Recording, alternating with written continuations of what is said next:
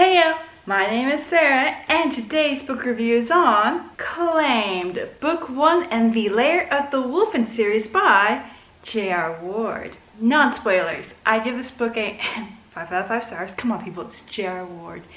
And oh my god, this book, not only are we finally getting answers, a little bit answers on the mysterious Wolfen that's been eluding us all this time, but mystery it is. We have our main characters. First is Lydia Susie, who works at a wolf study project. It's a place that studies the preservation of wolves and stuff. And first of all, the wolves are being threatened by something. And things go awry when a Mr. Daniel shows up for the groundskeeping position. But is he really there for something else? And main question, how does this tie into the BDB verse? Well, answers are in here, mysteries are everywhere, and jinxes ensues because, oh my god, I think I ran out of, red yarn to connect all the dots to because I was literally Sherlock Holmesing this, people. This was a really good introductory to a brand new series. Again, there are hints of the BDB because I believe we're going to see them in the next book. We have tidbits here and there of the Wolfen. Some people might not like that, but what I really loved, what really got my attention, again, I keep saying this, but it was the mystery aspect because there was something going on and I was trying to keep up, taking notes, be like, okay, who do we suspect? What evidence do we have? What can we step forward to in this investigation? Because that's what it felt like. We were in the middle of a whodunit and it felt like no one was safe. So I was looking over my shoulders, be like, okay, we're good, right? We're good. I enjoyed the characters. Lydia, she knew what she was in for. She also knew the risks that were being taken. We saw how she wrestled with what she believed in, to how it was affecting her security. Daniel, oh my god, he was keeping me on my toes because right then and there we knew he was there for something, but he wasn't giving anything away for us to pick up. So we were just like, theorizing what he was really doing there. And seeing them come together, they both worked as a really good team, her with her drive, him with his logic. Sometimes they were able to balance each other out and just be there for one another. And I was like, this is a good pair. I like them. And the people that are probably going to see in the next book, I'm still sus about some people, with the others, like, okay, y'all proved yourselves. I am so with y'all on board with this team because we are gathering a team, people. We have a team, we have a mansion, we have something supernatural, and we have something to look forward to. So yeah. And that's as far as I can get into non-spoilers. Again, this is book 1 and I believe a series. I know a second one is coming out. I don't know how far J.R. Ward wants to take this. Either way, it was a good read. It's enjoyable. It was a good thing to see an expansion of the BDB world. And I just can't wait for the next one. So yeah. Claimed, book 1 in the Lair of the Wolfen by J.R. Ward. 5 out of 5 stars. Bye, non-spoilers. Shoo. Spoilers. So like I said, Lydia, she works at a non-profit organization called the Wolf Study Project, and their goal is to protect the wolves, keep monitor of them and everything. It doesn't help the fact that there's a hotel next door being developed next to the preservation, so there's the threat of the wolves being harmed. And we see that in the opening because while Lydia's out for a run, she comes across a poisoned wolf and she calls their vet Rick to come and get it, and it's like a touch and go moment. We later find out that it was poisoned because when Lydia goes looking, retracing the steps, and she's also with the sheriff of the town, Eastwind, and they find that, not only a bunch of animals poisoned, but they find traps and everything with possible meat that has the poisoning, and she suspects that it is from the hotel. And yes, the wolf does make it eventually, and we do release it back into the wild. But going back to the head of the operations, the little place for the wolf study project, we meet Candy, the great, awesome receptionist, and we know that the boss of the place, Peter, hasn't been around, and we are running low on money, and we need to hire in a new groundskeeper. And thus walks in Daniel. Yes, Mr. Daniel Joseph is there for the position. Lydia questions him and he's like, cool, yeah, I'm a drifter and I can do the job. Here are my references, something shady. And she's like, okay, You got the job. We see the tie into the Brotherhood really on. I will admit there weren't that many chapters that focused on them. That was really, really good. And so we just knew that how this tied into the world of the Brotherhood. And that was through Hex.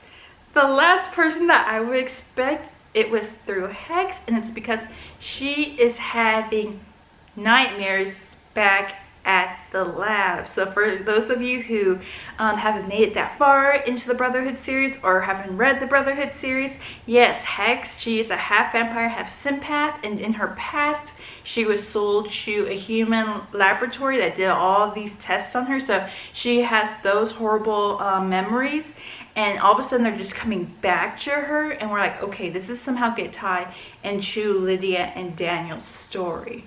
We see more interaction with Lydia and Daniel in the town, because it's a small town in the middle of the wilderness, so they get to a little chit-chatting, and at least Lydia's thinking, at least I can pay him, because again, they are in a financial struggle. They haven't seen their boss Peter around. He's been MIA for close to a month, and so she had to get rid of her check so she could pay him.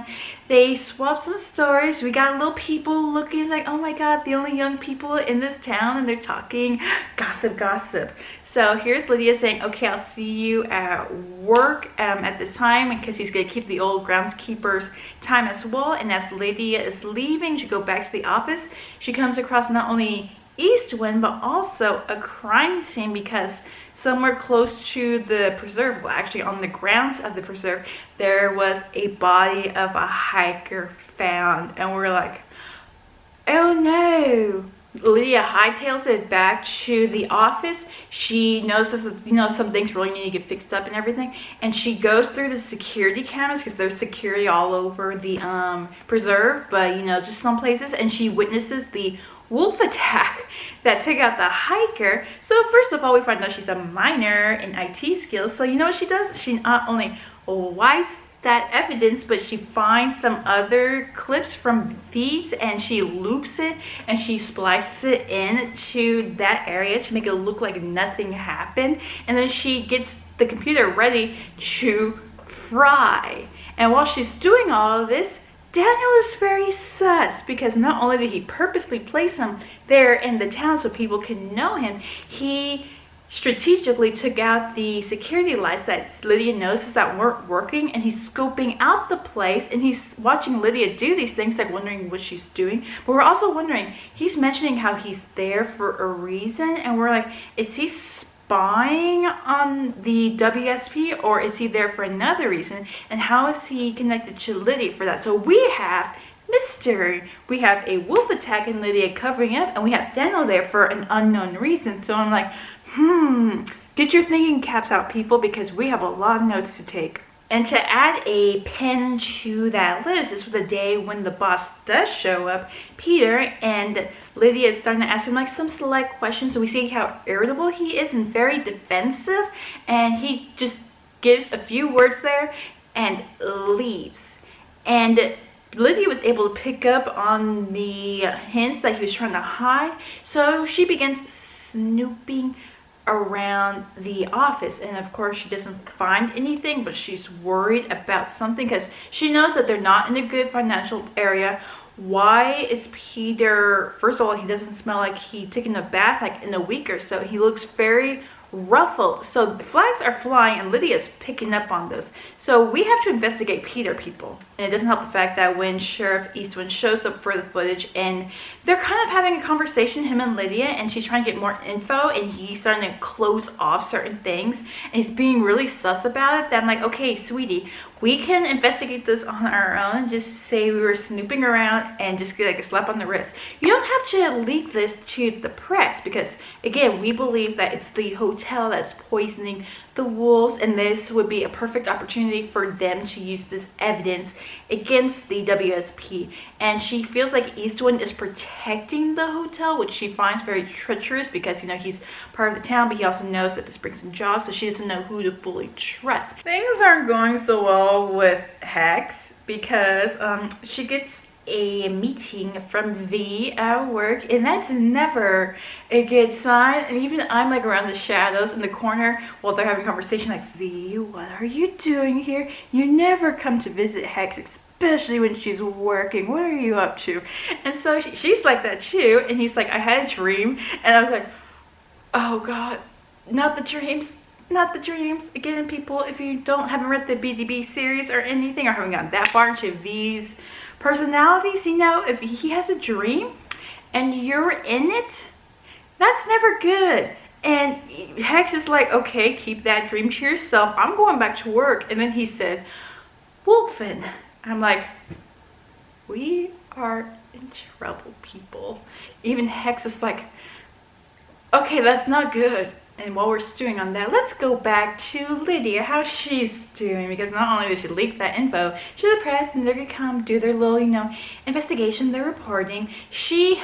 Lydia, before she goes for a run, she notices that someone was outside her house because she spots footprints. Very observant. I would not have noticed that. And so she would be the person in charge of this, you know, private investigation that we're doing against the hotel, because she spots footprints. She checks the house while taking photos and everything. She doesn't know if she should call Eastwood or handle this on her own. Again, she doesn't know if she can trust him, and we still don't know what Daniel is up to, so she doesn't know if she can go to him or anyone else, so she believes she has to take care of this all by herself. So that's a lot of pressure on her shoulders. But then again, she inspects everything, does not see anything out of the order. She still takes photo evidence of the footprints, and she keeps to herself and see where the dominoes lie. Because we know things aren't going so well at the WSP and Daniel shows there, and Herm and Lydia are going over what to do, we get a visit from one of the head honchos, a board chairman, or should I say chairwoman, named C.P. Fallon. And it's one of those things, like, you just hear the name of the boss and you never thought you would see them, and then you're like, oh, you're real. So Daniel's like, okay, I will go. And so while Lydia is explaining to CP what's going on, she shows her the wolf that's recovering, and CP's like, okay, tell me everything that's going on, because Peter hasn't been there. Daniel takes Lydia's ride to go inspect things, and something happens where he has to check the under of the vehicle, and that's when he notices that someone put a tracker on Lydia's ride. So that's what they were doing there. They put a little GPS tracker, and he's like, that's not good. Daniel officially gets involved in Lydia's shenanigans because she decides to go check out Peter's place when they were supposed to go take care of some invitations, because they were supposed to have like a whole donation thing for the WSP. And so now Daniel, who we know who is snooping around for some shady unknown reason, he's now with Lydia, and they're going to Peter's place, and they kind of a little break in entry, but that's because they were worried and they had reasons to believe that Peter was in danger, so of course they broke in.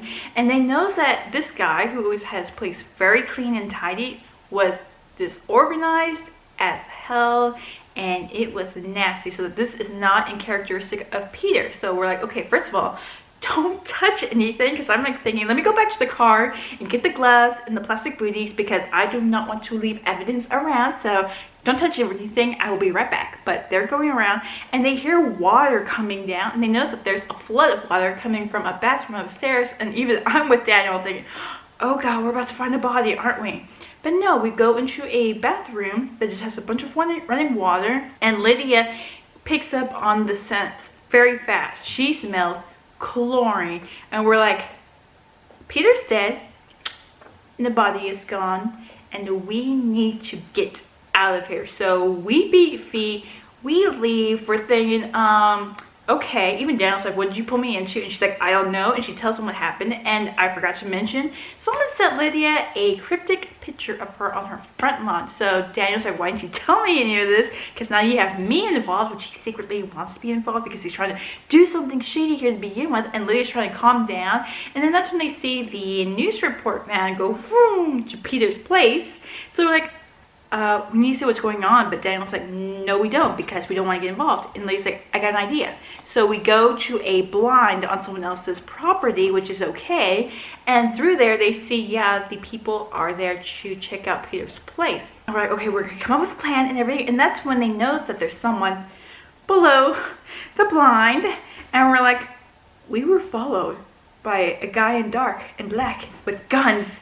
And we're like, oh, don't breathe. But Daniel's like, I got this. So he attacks the dude. Lydia's freaking out, but like he knocks him out. He's like, okay, I will disarm him and everything. You go back to the car, call whoever you need to be, just go.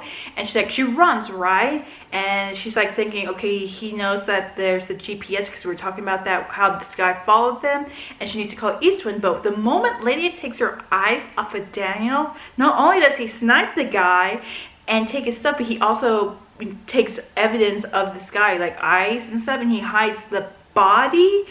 And he instructs Lydia on the phone while she's freaking out to get rid of the GPS tracker, which she does. I imagine like a Styles moment from season 1 of Teen Wolf, where she takes the GPS and just flings it into the wilderness, and she goes to pick him up, and that's when we have to go talk to Eastwind.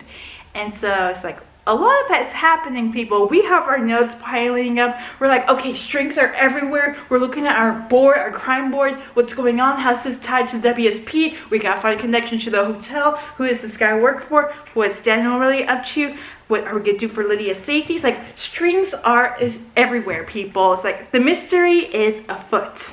As we're collecting our breath back over with the WSP, we are back with the BDB, and that's when Hex realizes why she's having these nightmares, her nightmares of her past, and it's because of Nate, Murder, and Sarah's adopted son who had survived the laboratories and was saved. She realizes that he's some kind of trigger for her because she just has that been built inside her for so long, and she completely put that outside out of mind. And here's Nate, and he's just acting as a kind of trigger. So John knows in a way that Hex wants to go back to the colony. I'm like, is that a good idea? And speaking of questionable ideas, back at WSP, Daniel and Lydia come up with a plan, and they decide we need to sneak onto the hotel property to gather evidence. And they come up with a plan. I'm like, okay, we're not gonna do like full espionage, Mission Impossible thing. We're just gonna check around the property, do, you know, again, trespassing just a little bit, and just see what we can collect. So we're not trying to do full intercept kind of thing. We're just collecting evidence. Okay, so well, Daniel, after finding out what was going on at Lydia's place, he's camped out outside her house because, again, he has a 10. He was just going to do that anyways.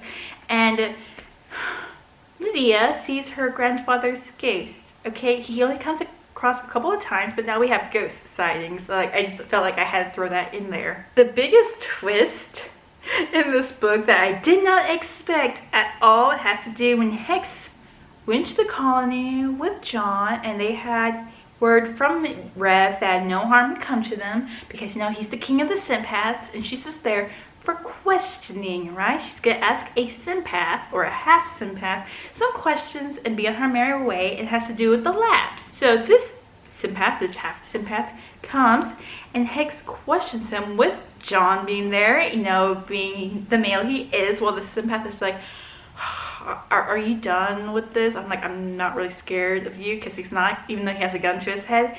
And Hex asks him questions, and she suspects that certain labs are still up and running, and he's like, I can get you in touch with someone, they can answer your questions, all in all, because Hex is like, you owe me, and you feel guilty about this, because when she was sold to the labs, and he's like, I never really felt guilty or anything, I'm just helping you because, you know, we're brother and sister.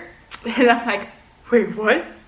What? Can you repeat that? And it's like, yeah, that's my brother. And yeah, that's my sister. It's like, Hex has family. She has a sibling. She has a half sympath brother because he's half vampire too. And his name to the outside world is Blade. But to the colony, his name is Horace. First of all, Horace. It's like, I have new ammo to tease someone that could literally mess with my brain and make me go insane. But it's like, I feel my stick coming. Where's my stick? Where's my poking stick? And second of all, I don't remember any mentioning in the Black Dagger Brotherhood series about Hex having a brother. I'm like, I had to take a moment, people. This is the only part in this whole book where I had to take a moment, because I'm like, this was news dropped on us in another series in this world, and that's how we're gonna leave it at that. I'm like, oh, J.R. Ward or Blade or someone. You have explaining to do. Let's just take a trip back to the WSPs because Lydia and Daniel are, snooping around. They get to the fence, and before they can hop over, they notice that some people are there early for construction. So that failed, but we can still stay on this side of the fence. Not trespassing, just looking, seeing what's going on. Hello, neighbors. And as they're going, they come across Rick, the vet, with chain link cutters and pipe bombs in his bag. And he's saying that, this was bound to happen because, the hotel is hurting the wolves. He wanted to do something good for the wolves. And Lydia's like, they need to take a break, calm down, we can talk this through. And he's like looking at, Daniel, because Daniel suspected that Rick liked Lydia. And he's like warning her, like, she's something else. Like, just she's not going to show any interest in you, bud, and everything. I know, I've tried. And Lydia's like, just go back home, get some rest. We've all been stressed. And he's like, you're gonna take this to Eastwind anyway, so just tell him to be my house. And so like, okay, he said he was just gonna do this to damage stuff, to prolong the hotel, everything. But Dan's like, no, these things are loaded. This guy was gonna hurt people. And we take this to Eastwind, and he's like, I'm gonna come with y'all to Rick's place because you honestly believe he's not going to harm himself in any way. So while Eastwind is going to trail behind them in a couple of minutes, Daniel and Lydia take off to Rick's place. And the moment they get there, and the moment Lydia calls out, we hear a gun go off, and she's the first person to find Rick's body. So it's like, Peter is missing, probably dead. We have missing money. We have possible ties to the hotel. And now not only was Rick about to do harm to the people that are working by contract to the hotel, just doing honest business, he's now dead. So a lot of things are starting to pile up. Well, Lydia's confirming the news to Candy because word is going to start spreading eventually, and they're worried financial wise, but a CP will help take care of all that. Daniel goes back to check on the body, and that's when we meet a friend of his, hinting why they're really there, and if Lydia becomes too close, they're going to have to take her out. And we're like, okay, what are they doing there? I thought maybe Daniel had been hired by the hotel to keep an eye on them, but apparently he's hired by an outside force, and this friend of his is to make sure he doesn't do anything stupid because he's done stupid things in the past. And we just want to know what Daniel is there because we still don't know what he's there for. And he started checking the body. He's like, what'd you do with the body? And his friend's like, what body? And they both look in the cave, and the body is gone. So now, on our pile of stuff, let's add another red yarn to that, and we have a missing dead body with no eyes, gone. Things are getting real, people. There was this little hint going around how Candy would have a fight with the UPS driver. So while Lydia's closing up for work and Daniel's there because her car had to be damaged to, cover up what they were talking about to Eastwind, they receive a UPS package. The package that Candy's been forever trying to get, and inside are floppy disks. It's like, if that's not shady, then I don't know what is, because who will put information and send through the mail on floppy disks to the UPS?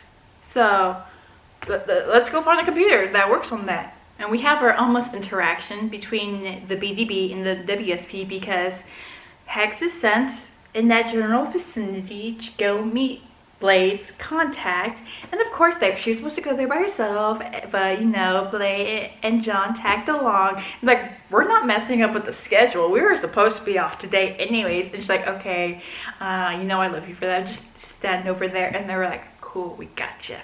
And so Hex meets an elderly woman, an old lady in glowing white and stuff. We can't trust celestial beings like that.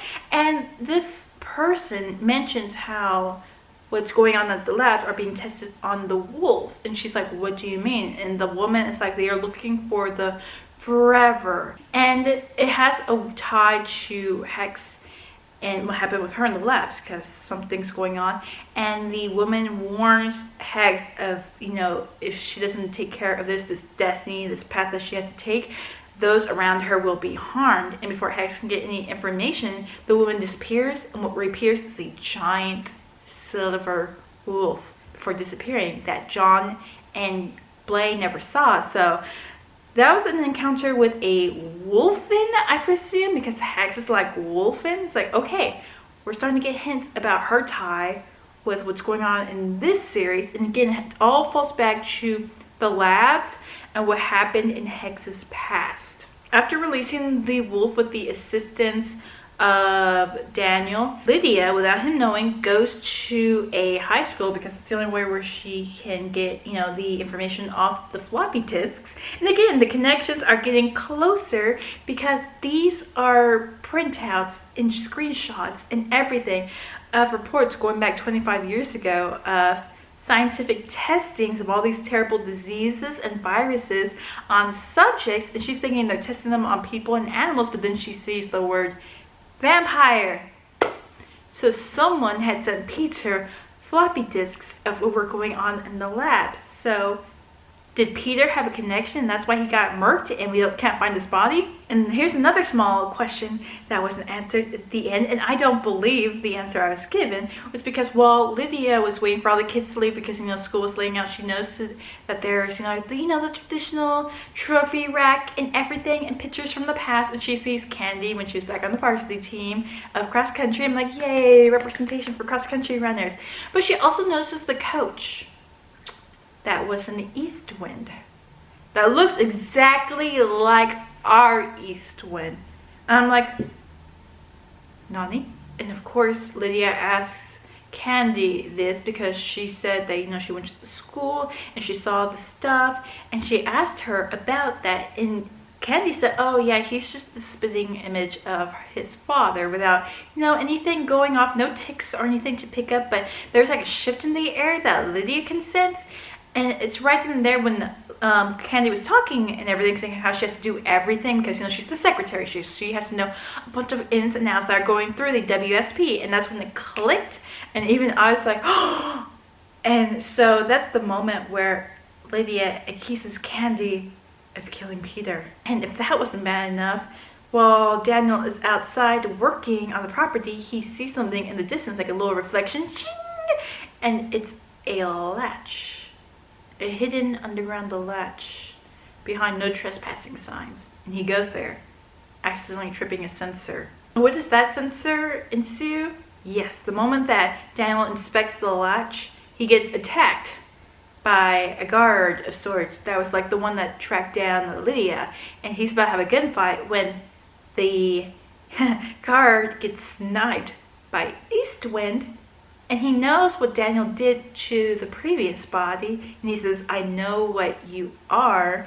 And he threatens Daniel to leave Lydia and everyone before the next day, or he was going to have to take care of everything. And Daniel's like asking questions. And Eastwood said, these are my mountains. Of course I know what's going on.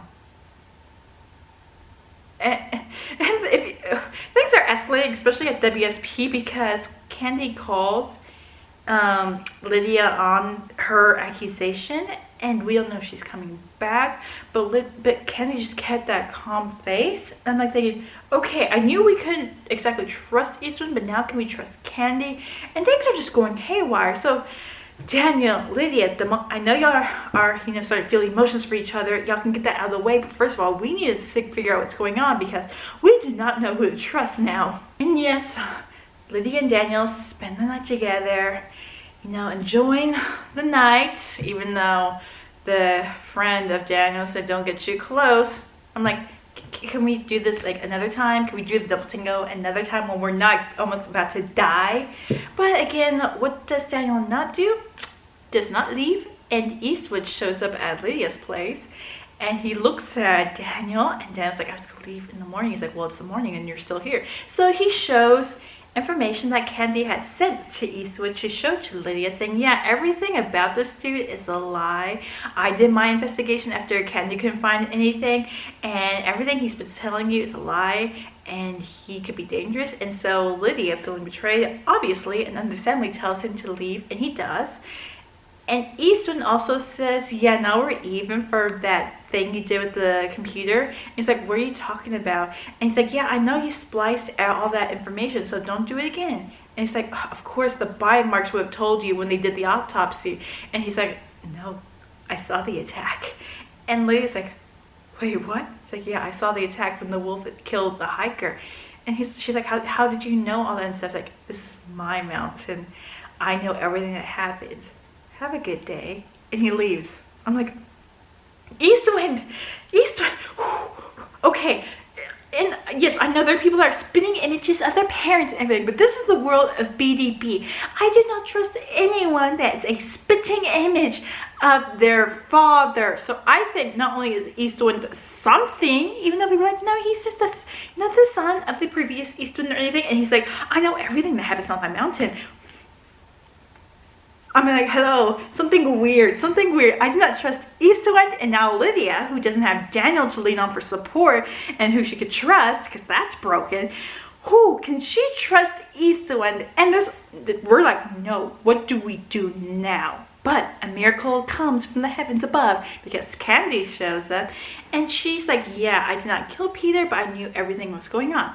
And so our trust is restored with Candy because her, who was told that she was a mere secretary by Peter, was recording everything. She was recording all the funds that were coming in and going out through different channels. She recorded a bunch of stuff that Rick had ordered, such as like sliding DNA discs to test. And Lydia's like, okay, that's normal, but Candy and her notes were saying, yeah, he ordered them by the thousands, as well as this other thing. That's when Lydia was able to translate that to poison that was being found in the wolves.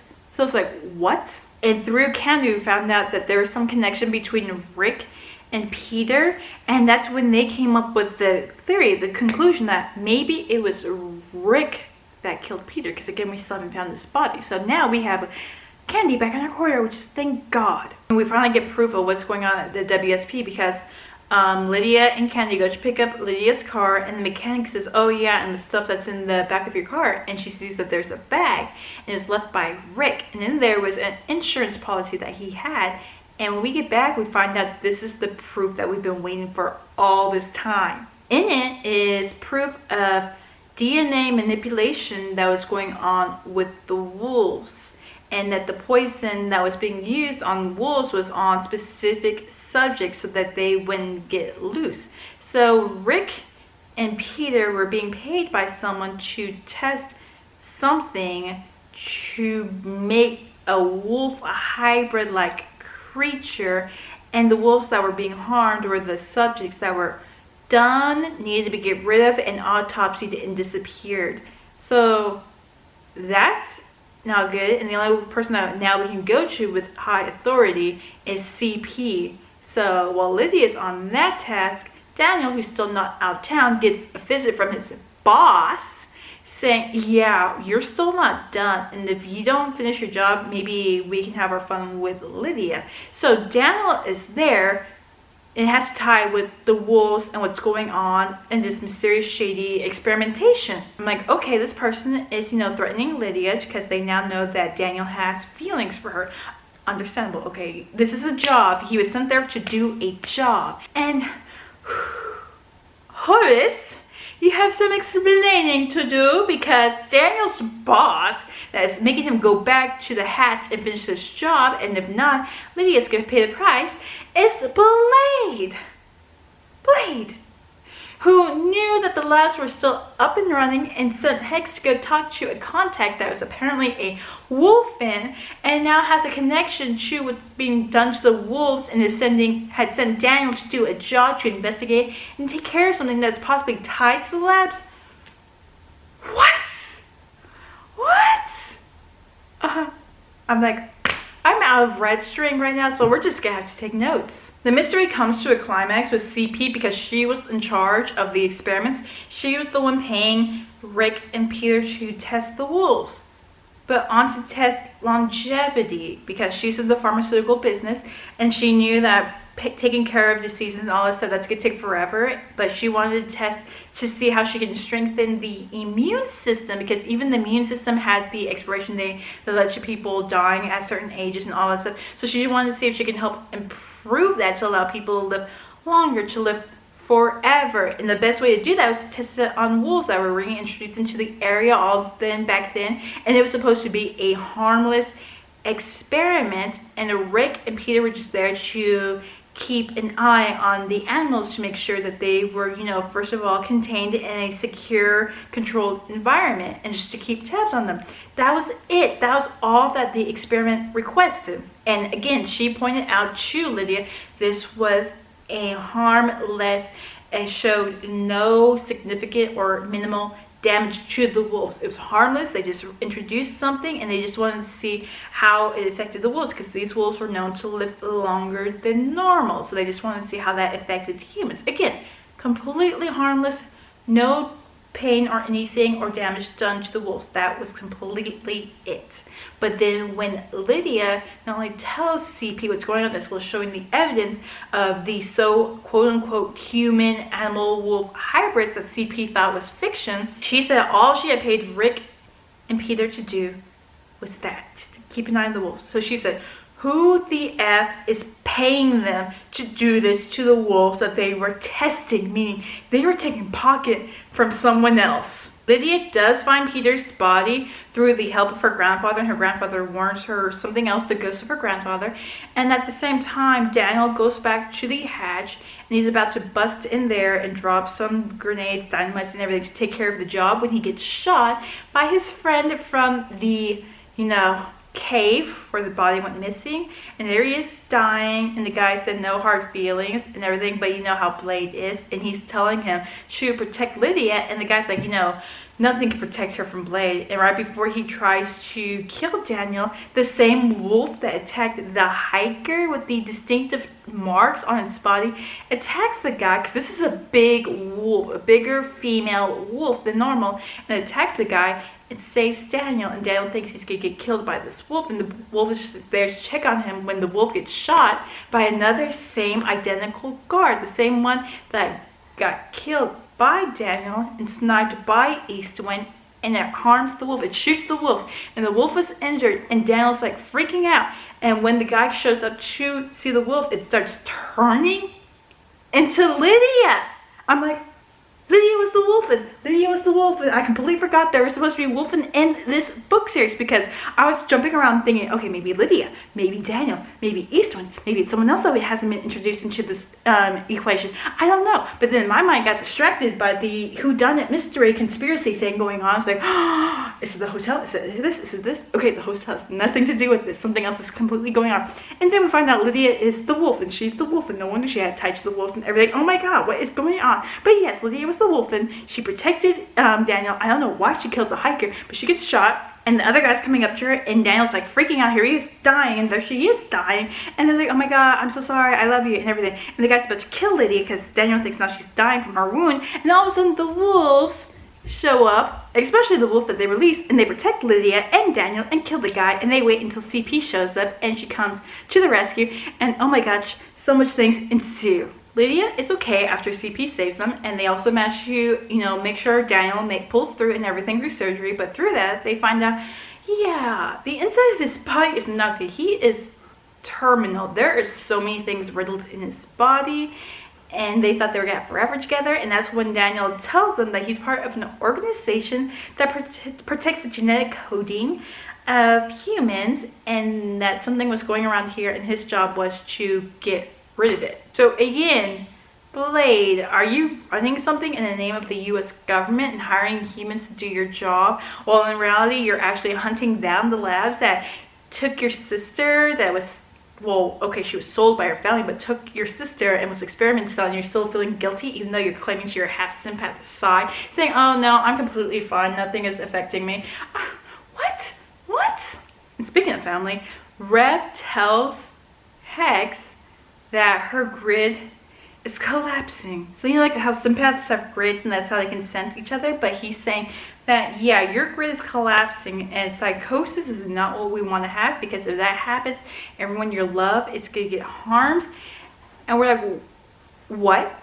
And he says, you're going to want to pick that up because someone's calling Hex and they're asking for her, and they said something about the labs, and like, okay, we're pulling Hex into the next book because this is going to help her and probably reestablish her grid, because if that collapses, that's going to be bad. And the person that called was Daniel, because he knows he's dying and he's not going to be there for Lydia, and we now know that she is half Wolfen. Her grandfather was Wolfen, maybe her father was Wolfen too, and so he said he wants to help her find her people so she can have someone when she dies, and he wants to get information on the labs because that's probably what's tied to, first of all, Blade, and we know that Blade's people are going to come after Lydia because, you know, genetics and all that stuff. And he said he called someone that goes by Alex Hex, and we're going to talk to them and see what we can do to get rid of the labs that are doing the experiments that we found on the floppy disks, as well as find your people, the other Wolfen. And we end the book off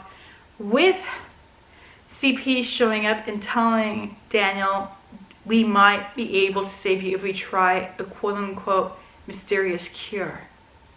And that's the end of spoilers. Again, we don't get much information on the Wolfen, just tidbits here and there, but for me, I did not mind that. The mystery that JR had woven kept me in the book, that I was trying to figure out with the characters, with Lydia and Daniel, what was going on.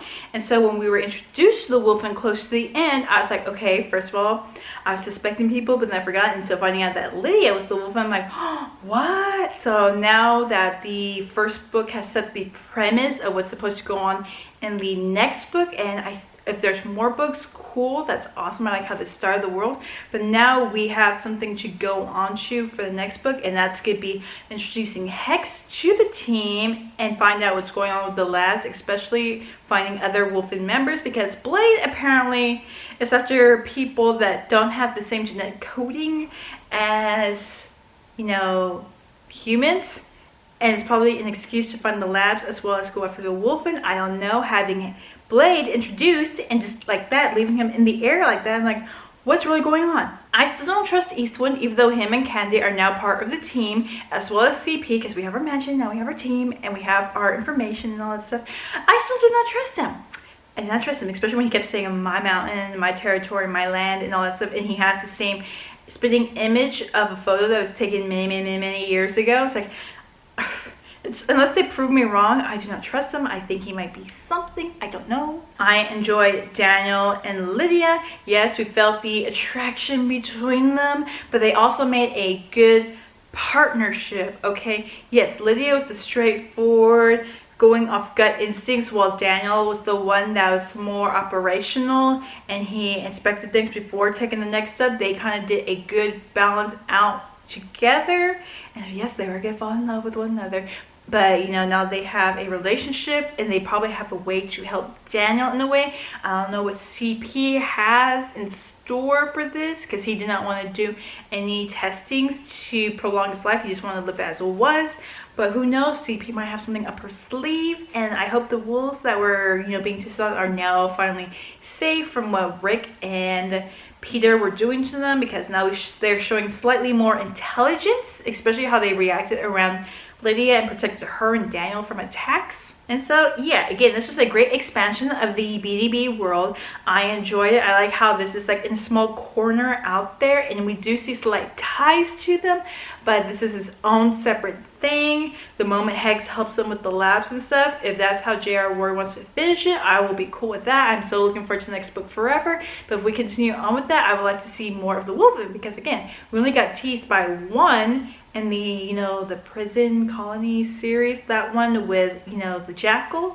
But now we have a series that looks like it's going to be focusing more on the Wolfen. So not only are we going to see more, we're probably going to find out more about their past, who they are as a people. So I'm really excited for that. I'm excited to see what Lydia and Daniel do against the labs. I hope to God that Hex gets better. I'm going to have fun poking Blade Horace with my long pointy stick and just mess with him and see what happens, and ask him questions about what he's really doing in, you know, human society, and just finally get rid of the labs and help Hex with her recovery, because I don't think we want her grid to collapse, because that sounds bad on so many levels. So yeah, as you can see, I enjoyed Claimed very much, and I'm looking forward to the next book.